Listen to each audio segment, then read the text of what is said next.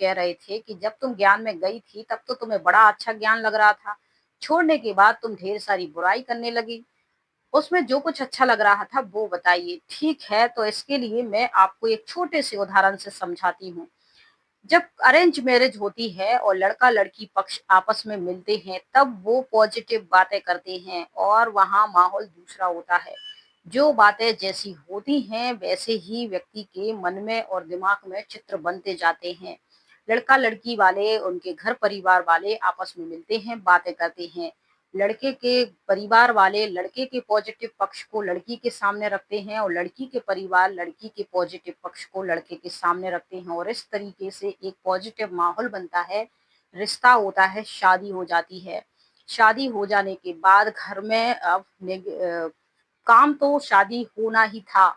इसके अलावा अगर लड़के में कोई कमी कमजोरी है या उसका एक्स्ट्रा कहीं अफेयर है, ये शादी के बाद पता चलता है। लड़की में कोई कमी है, वो पढ़ी लिखी नहीं है या कुछ घरेलू काम नहीं आते हैं या फिर उसका कहीं एक्स्ट्रा अफेयर है, ये शादी के बाद जैसे ही पता चलता है तो झगड़े शुरू होते हैं। फिर दोनों पक्ष एक दूसरे पे आरोप लगाते हैं कि ये सारी बातें आपने पहले क्यों नहीं बताई।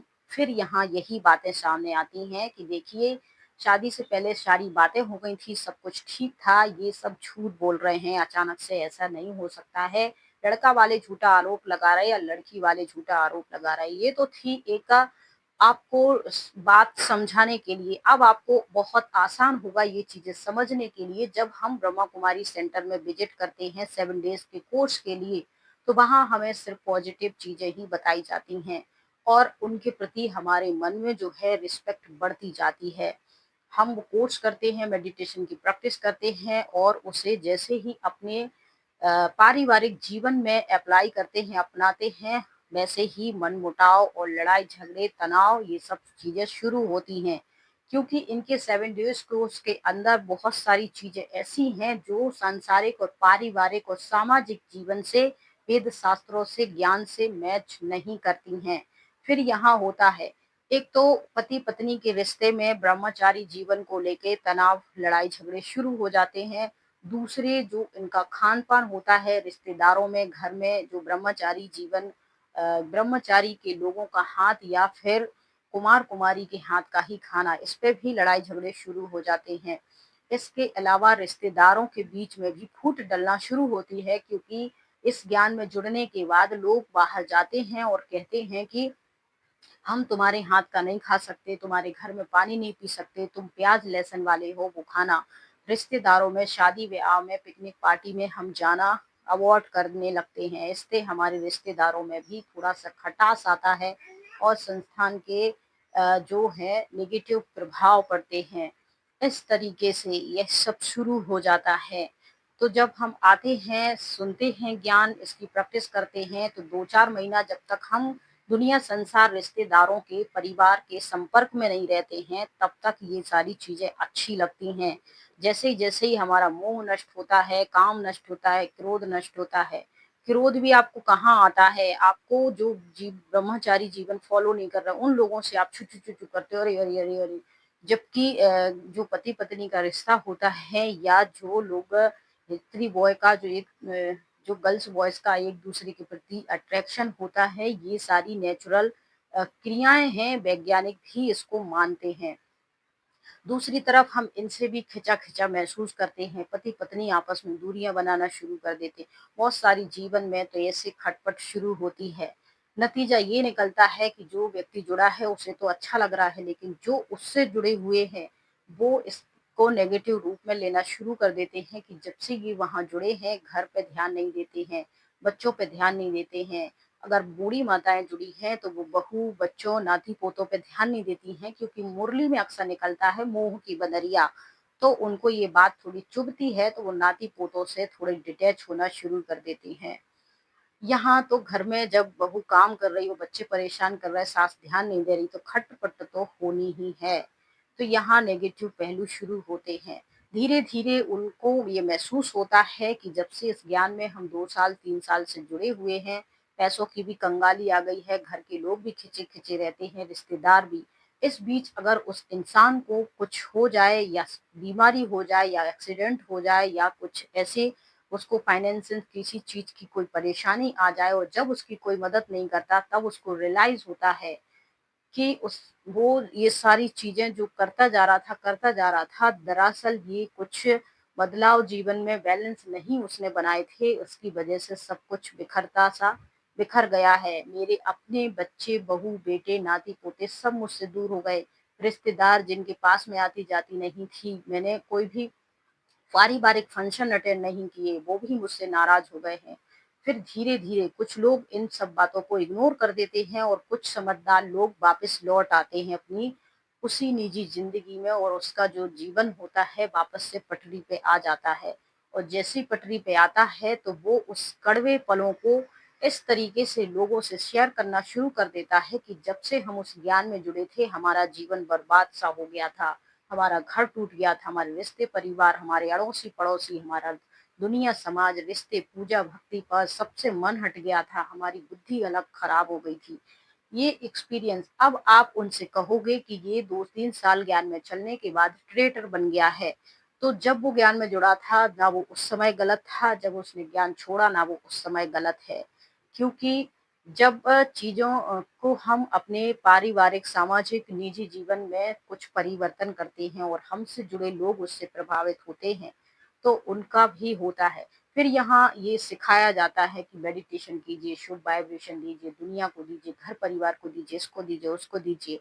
लेकिन मेडिटेशन इतनी स्ट्रॉन्ग स्थिति तो होती नहीं है। जब आपके जीवन में आपके अपने थोड़ा कट से लगते हैं, तो आपके दिमाग में अपने आप परिवर्तन होता अपने बिछड़ते देख के बुद्धि वहाँ चलना शुरू हो जाती है। ऐसी स्थिति में आपका कहाँ मेडिटेशन लग रहा है। बहुत सारी बातें यहाँ नई होती हैं, खान-पान की शुद्धि, ब्रह्मचारी जीवन, परमात्मा शिव ही गीता का ज्ञान दाता है, वेद शास्त्र कुछ नहीं है, 5000 वर्ष का चक्र है, सीढ़ी है, फलाना-ढिमकाना, इसी में ही नया सब कुछ रहता है, बुद्धि उलझी रहती है, किसी का भी परफेक्ट मेडिटेशन नहीं लगता। जो कहते हैं खुद को आत्म समझो, परम धाम में चले जाओ, परम धाम में हम कभी नहीं गए। हम हमेशा अमरनाथ गए, मंदिर गए, इधर के घर के मंदिर मूर्ति गए, वहीं सब गए हैं। तो यहाँ इस इंसान को ऐसा बैलेंस बनाना होता है कि आपके जो भी आपके समाज में, आपके घर परिवार में हर किसी के अपने कोई इष्ट देव ज़रूर होते हैं, जिनको वो हर शुभ कार्य में पूजते हैं, उनकी पूजा पाठ करते हैं। तो उनको ही यहाँ क्या बताया जाता है कि तुम खुद ही देवी देवता हो, तुम क्यों देवी देवताओं की पूजा कर रहे हो? परमात्मा शिव हमारा पिता है और तुम देवी देवता हो। एक बार ये भी उनके दिमाग में घुस जाता है। कुछ लोग तो इसमें सेट हो जाते हैं और बिल्कुल उनको कोई दुनिया से मतलब नहीं रहता है। लेकिन कभी ना कभी एहसास तो ज़रूर होता है। कुछ मजबूरी में फँसे रहते हैं, लेकिन वो वापस नहीं आ सकते क्योंकि उन्होंने ज्ञान में आने के बाद सबसे बिगाड़ लिया है।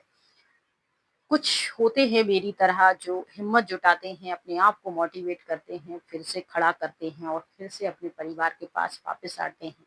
मेरा भी खुद का यही एक्सपीरियंस था। जैसे ही हम ज्ञान में गए थे, माता-पिता, भाई-बहन, बंधु, सखा, रिश्ते सबसे डिटैच हो गए थे। सब खाना-पीना ये तो धीरे-धीरे लोगों भी हमसे डिटैच हो गए थे। लेकिन जैसे ही हमें रियलाइज़ हुआ कि हमने बहुत बड़ी गलती करी है, बैलेंस नहीं बनाया जीवन में। जो कुछ ज्ञान में बताया गया उसको हाँ करते गए, आँखें बंद करके भरोसा करते गए और ये सब। और जिन लोगों पे हद से ज़्यादा भरोसा किया, वो लोग आज जब नए-नए थे कुछ और चेहरा दिखाते थे। फिर मुझे बाद में पता चल गया कि ये लोग जो ब्रह्मचारी जीवन की बात करते हैं और पवित्रता माना संकल्प में भी नहीं और पवित्रता के बारे में जब आपको ब्रह्मचारी जीवन के बारे में नॉलेज आती है तो वो सारी पिक्चर आपके सामने आती है कि ब्रह्मचारी जीवन क्या है और किन शब्दावलियों से वो मिलके बना है। तो वो सब सीन आपके और आज वर्तमान समय में हर एक आधुनिकता से जुड़ा हुआ है, एक एंड्रॉयड और एक जो मोबाइल है और इंटरनेट वाईफ़ाई कनेक्शन हर किसी के पास है। अब 24 घंटा तो वो उस सब चीज़ों में मैं आत्मा और वो मेरा परमात्मा इन्हीं सब में तो लगा नहीं रहता होगा। ज़रूर वो सुबह-शाम इसको फ़ॉलो करता होगा और बाकी की अपनी लाइफ़ में रंगीनियाँ उसमें देखता होगा और फिर उसके अलावा वो कुछ भी कर सकते हैं, जो भी है तो उस पे मैं नहीं जाती हूँ। लेकिन मैं जिस सेंटर पे थी, जैसे ही मुझे ये सारी चीज़ें पता चली, जैसे दीदी का टीवी देखना है और उनका देर तक सोना है, लड़ाई झगड़े करना है, झूठ बोलना है, पैसों के लिए लोगों को परेशान करना है। ये सारी चीज़ें जब मैंने खुद से देखी, तब धीरे-धीरे मुझे रियलाइज़ हुआ और मैं वापस अपनी ज़िंदगी में लौटने का फैसला करके धीरे से अपने परिवार के पास वापस आई। मेरा परिवार तो बहुत अच्छा था, मैंने उन्हें इग्नोर किया तो भी उन्होंने मेरा साथ दिया और मैं उनके पास वापस मदद के लिए आई, तो भी उन्होंने मेरा पूरा साथ दिया। तो ये थी कुछ बातें जो आपको ज़रूर से समझ में आ गई होंगी। और इससे जुड़ी अगर आपके पास कोई क्वेश्चन है तो पूछ सकते हैं कमेंट बॉक्स में या मुझे मेल कर सकते हैं। साथ ही आप वीडियो को हाइप करेंगे, एक हाइप का ऑप्शन आ गया है, तो उस हाइप से ज़्यादा लोगों तक वीडियो पहुंच जाएँगी। शेयर के साथ-साथ हाइप भी करते जाएँ, तो उससे से ज़्यादा लोग उसको देख पाएँगे वीडियो को और सुन समझ पाएँगे। बाकी आप लोगों का मुझे सब्सक्राइब या लाइक ये सब कुछ बोलने की ज़रूरत नहीं पड़ती है। आप लोग सब लोग बहुत अच्छे हैं, जुड़े हैं, पहले से लाइक, सब्सक्राइब, शेयर करते ही रहते हैं, बहुत अच्छी एंगेज जाती है। उसके लिए बहुत-बहुत थैंक्स।